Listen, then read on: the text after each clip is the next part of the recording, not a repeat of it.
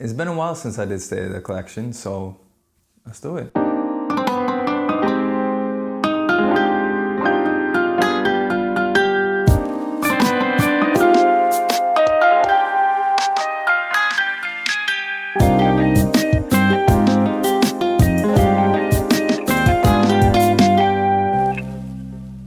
Hi everyone and welcome to Shaluso, and yes, today is my State of the Collection video. I think I'm right in saying it's been a solid 3 years since I did one of these, and as I said back then in my own defense, I don't do one of these every year because I don't buy watches that often. And of course, included in this video is the watch that I replaced my Omega Seamaster with. So if you want to jump to that section and spoil the surprise, or if, well, you've seen all of these watches before, or if you just really want to know, and you can check the chapter in the description below and that will take you straight to that part. But let's get started, and I'll start out with what is currently my oldest watch, and that is my Cartier Pasha Sea Timer.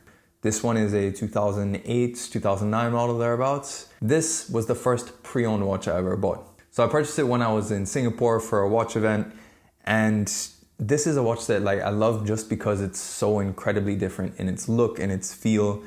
It's got that Cartier dressiness to it, so you put it on a leather strap and is a dress watch, but at the same time on the bracelet or on really any other strap, you can have so much fun with this watch because it just looks great on everything. And it doesn't hurt that it has 100 meters water resistance as well.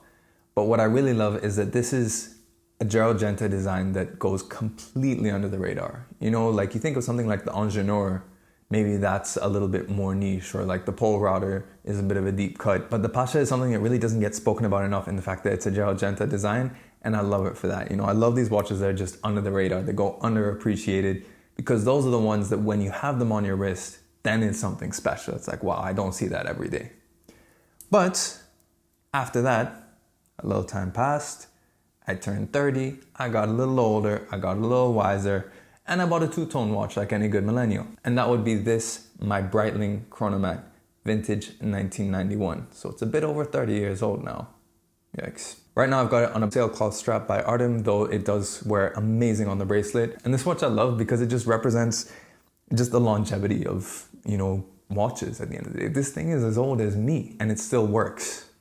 Probably a little better than me actually. But no, I love it. I love it for its 80s-ness. When you see it on the bracelet, it's just so 80s. There's no other way to put it. You know, you put it on, you feel like you're in a scene in Miami Vice. You feel like a total boss wearing this little 39mm watch. And that's the other thing, is that vintage watches like this, if you haven't gotten them yet, it opens your mind so much to smaller sizes. You know, like when you get fresh, like I got into this hobby on my Seamaster, which was a 41. Then I got my Black Bay Chrono, which was a 42, I think, or maybe also a 41, but was super thick. And then the Pasha is also a 41.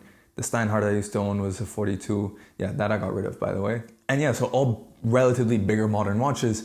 When you start going vintage, you understand and appreciate the smaller sizes because they make sense on these watches. Overall, a really cool watch. And now after way too long, it's been nearly 3 years that I've owned this watch, I'm finally going to do a review on it. That'll be my next video, so make sure you check that out. So after that though, I needed something that was a little bit under the radar. I had gotten pretty tired of my Steinhardt, especially because it just looked so much like a Rolex. The whole homage thing was getting to me a little bit. It's a good watch, don't get me wrong, and I actually gave it to my brother, but I needed a new watch to be my beater everyday watch. But somehow that turned into just one of my favorite watches, and that is my Seiko Presage Sharp Edge. This dial is 300% of the reason why I love it so much, honestly. I mean, like, it's really, really well built for where it is. The movement, of course, being a Seiko, it's pig ugly. If you want a nice Seiko movement, get a Grand Seiko. But the dial is something else. And I like the geometric shape of the case. It's just so cool. And this is really my new all-rounder, and that's what a beater watch should be. It should be an all-rounder. You can take it to any occasion. Now, if I have to travel to another country that I don't know or whatever for something where I have to still do something formal, I wear this. I was in a wedding in Jammu up in the north of India. I had never been there, didn't know if it was safe or not or anything like that. It's pretty close to Kashmir where there's like conflict going on. I thought, okay, I'm not gonna wear like one of my, heavier watches. I'll wear my Seiko. And it fit in perfectly both. It went completely under the radar. I didn't get any unwanted attention. And at the same time, it worked perfectly well with wedding attire. Well, Kashmiri wedding attire. That was fun as well though. And so I think it's just a great piece, and I would definitely recommend this to anyone it doesn't matter, when you're getting into the hobby, because this is just a great watch no matter how you cut it. But now, probably the moment you've all been waiting for, because, well, in my last video I mentioned that I sold my Seamaster. Where did I actually get to replace it? Well, simple. I got a Zenith Defy Classic, why wouldn't you? This watch replaced a watch that had a lot of meaning. I think that was important. And the Defy Classic holds a lot of meaning for me because, for one thing, I bought it from Chronext, which I've now been working at for 2 years. So it was like a nice sort of anniversary present for that. But I think more importantly, the Zenith Defy Classic was the first watch that a store actually lent to me to review for this channel. And that's something pretty important. Now that was the skeleton version, but the thing about the skeleton version is that it's really cool, but I feel for me having a relatively small collection, it's still a little bit of, I don't want to say a gimmick, but I don't always want to have a skeleton movement, or I don't have enough watches to have one that's just, always on like that.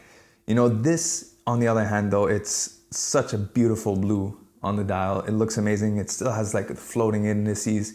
It's so light, like insanely light. And having a titanium watch was something totally new to me. You see, all my other watches are steel. This was a different material and it just hits different. This watch now I've owned at the time of recording this, I've owned it for like 3-4 months and I still can't get enough of it. It's amazingly made. It's amazing value. The movement is so cool and it's so nice to have a watch that just, I don't know, I'm at a loss for words. I just really, really like it. What can I say? But I'll do a proper review with a few more words to give you guys a bit more idea of what it's like actually owning it, tell you a little bit more about it, and obviously show you a lot more footage of it. But yeah, this really is, I think, one of the coolest watches that I've ever owned, and it's one that I look forward to owning for a super long time. So that's my collection. It's at 4 watches right now. Let me know in the comments below which one is your favorite, which of my purchasing decisions do you agree with, which one of my sales decisions do you agree with, or also let me know which ones you disagree with. I'd love to know your opinions in the comments below. And I'd like to know what is coming up in your collection for next year. Of course, if you like this video, make sure you like it and share it. If you want to see more videos of watches, then make sure you subscribe to the channel and hit that notification bell as well. And you can follow me on Instagram at Shaluso. Thanks all for joining me for this quick video, and we'll catch you in the next one.